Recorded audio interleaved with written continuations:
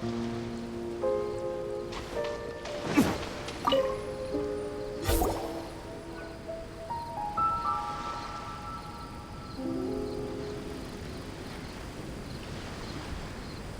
it!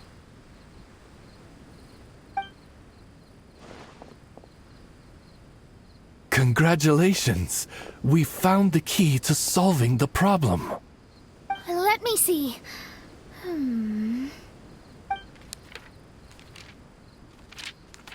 Just as I thought.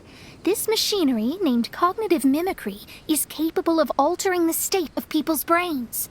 It was invented by the researcher we met earlier. His name is Persakov.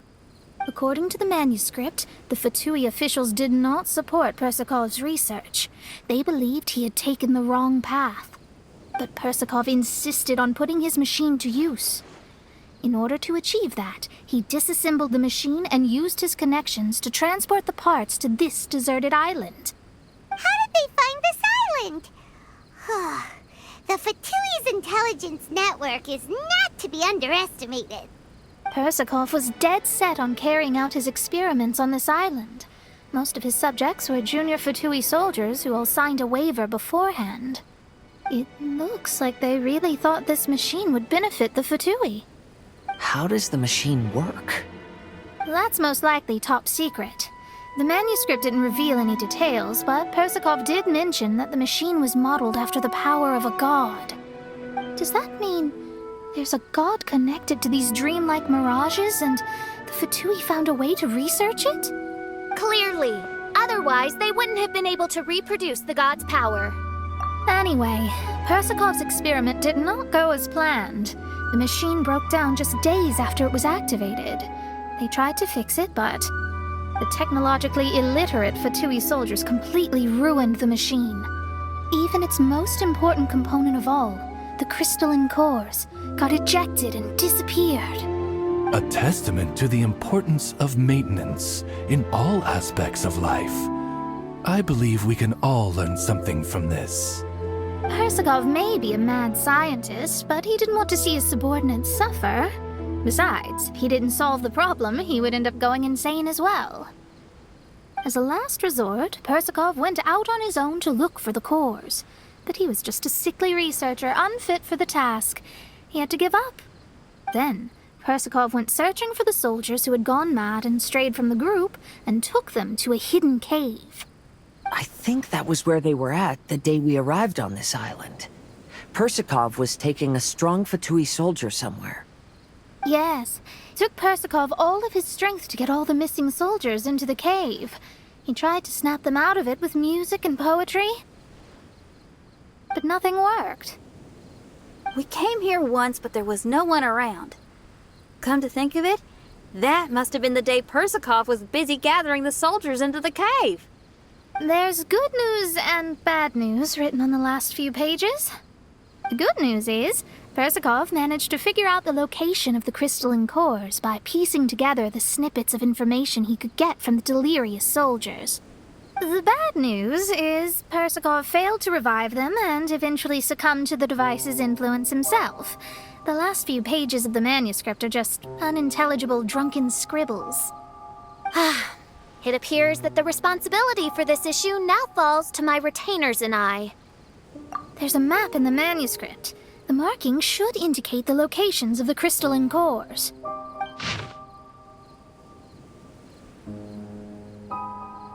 We've got no choice but to find the crystalline cores now!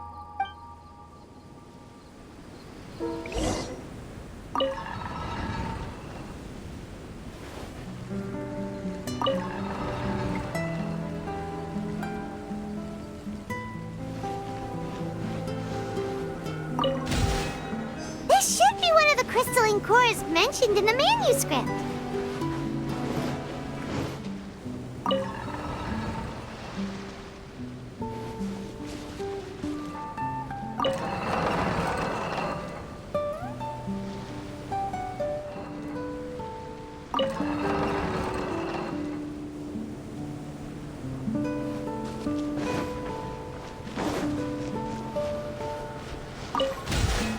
Oh, and here's the second one.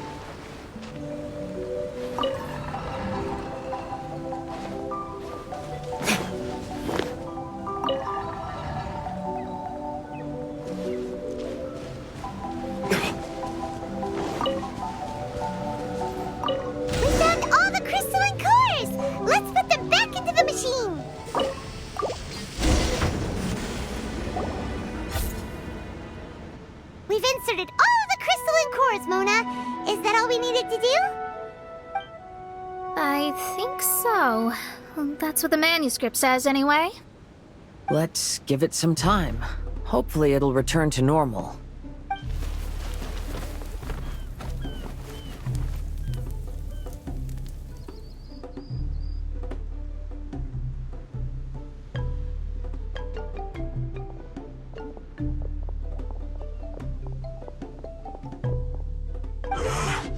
Someone's in our camp. Hey, who are you people? Hold on. Look at the machine. Is it fixed? What? But Mr. Persikov is still lying on the ground over there. We're the ones who fixed the machine! Yeah, you're welcome! We could have had a nice, relaxing vacation if all of this hadn't ended up occupying so much of our time. Apologize to me and my retainers at once. Uh-huh?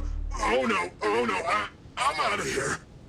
Hey! Don't leave me here on my own! Mr. Persikov's still there! We need to save him! Those two definitely seem a little more lucid now. It looks like we succeeded. Yay! Let's get out of here then! Paimon wants to spend the rest of this vacation back at our own camp. Yeah, but it feels like our camp now. Kinda like our temporary home. Then perhaps we should call it the Embassy of the Imanakreich and Dodoland. Huh? No! That's too many words! Paimon would prefer something easy to remember. Come on, let's go home now.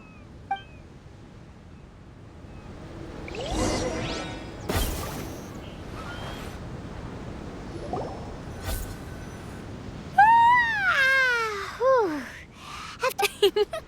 Is the hospitality of the Imanakreich to thy liking? Paimon's loving it. Wonderful. Main Fräulein invited you all here not only to witness the arrival of our Holy Land, but most importantly, she wished that you could all relax and enjoy the summer. Great. Well, I've come to the right place. I love it here. May this place become an eternal paradise. Main Fräulein says she hopes to go on more adventures with you here in the future. Of course. And you should come find me and Leo when you get the time. I'll show you around. Oh, also, my friend runs the best restaurant in Leo. I'm sure you'll love it. If you're into opera, you should go see Yunjin. She's the nicest person, and she likes making friends with new and interesting people. I'm sure the two of you will have plenty to talk about with your shared passion for theatrics. Oh? If Lady Xinyan speaks so highly of it, then I must entertain the idea. Traveler, I have a suggestion. There's a snack called roasted lavender melon in Inazuma, which goes rather well with fish. Why don't we roast some fruit and seafood for dinner tonight? Oh? Did you try it in Inazuma? That's great. You know, I want to follow your example and travel around the world. Hopefully, I can also make good friends along the way. That means a lot coming from you. You're all here.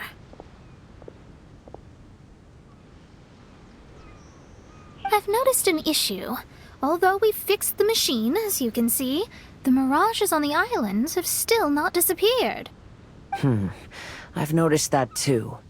But considering it took some time for the mirages to appear, it may also take some time for them to disappear. Yes, that's definitely possible. In other news, my scryglass seems to be working fine now. The divination results are also looking about right.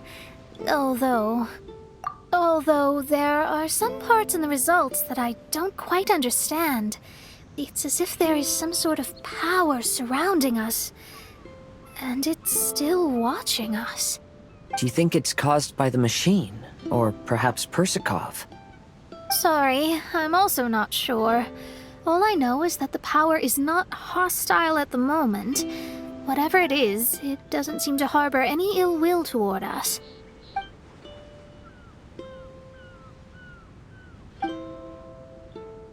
Well, although there's nothing left to disturb us and we can finally kick back and enjoy our vacation, we still ought to be cautious while we're on these islands. I will keep seeing what the stars say every day. I promised Fischl that I'd be her guard. I can help. Good. I'll be counting on you. Goodness knows why those girls are so carefree about everything. I suppose it falls to me to be extra vigilant. Oh, coming. Oh, so we're gonna call the tone-deaf bard, right?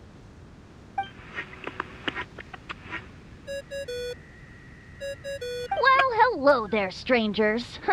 You finally called. I thought you were having so much fun that you'd completely forgotten about me. Nope. Oh, tone-deaf bard, a whole bunch of really strange things happened. A strange machine that can imitate the power of a god? Wow. I didn't know the Fatui had plans like that. Their imaginations are truly running wild.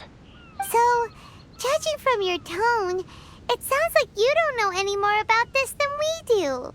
Alas, I am but a humble bard who sings for his Mora in the tavern. Why would I know anything about it? Ugh, so annoying. But other than that, did you two have fun? We did! We ate a lot of yummy food and saw loads of amazing things! It was really cool! That's good. The point of traveling is to record any feelings stirred along the way. As long as you had an unforgettable experience, this journey has served its purpose. As for the mysterious voice, although we don't know who it was, not only did she not harm you, she also helped you to gain a better understanding of each other, right? If you look at it that way, maybe she meant you well. I mean, if she was able to intercept Alice's communication tool, I'm sure she's also plenty capable of attacking you. Tone-deaf bard is right. I'm glad to bring you some peace of mind. Just enjoy your vacation to the fullest. And don't forget to tell me all about the marvelous mirages when you get back. I want to record all these beautiful memories and turn them into ballads.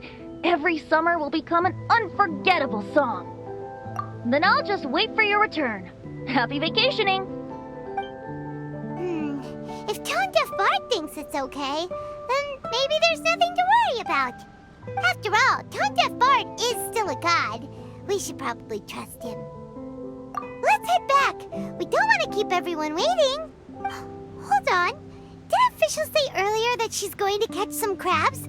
Oh, Paimon wants to go too! Now you have solved the mystery. Doesn't it make you feel happy? Satisfied? Don't worry, I won't hurt you. I'm just a little bird that sometimes flies by these islands, and am now watching you from far, far away. I just so happened to sense a power here that has something to do with me. I was curious, so I landed on the beach to quietly watch everything that took place on these islands. It was fascinating. The ones who came here to work were so busy, and yet I still saw genuine smiles on their faces from time to time. And then all of you arrived later on, bringing your glorious dreamscapes and wonderful willpower. Your dreams are like the pure and delicate bubbles floating on the water.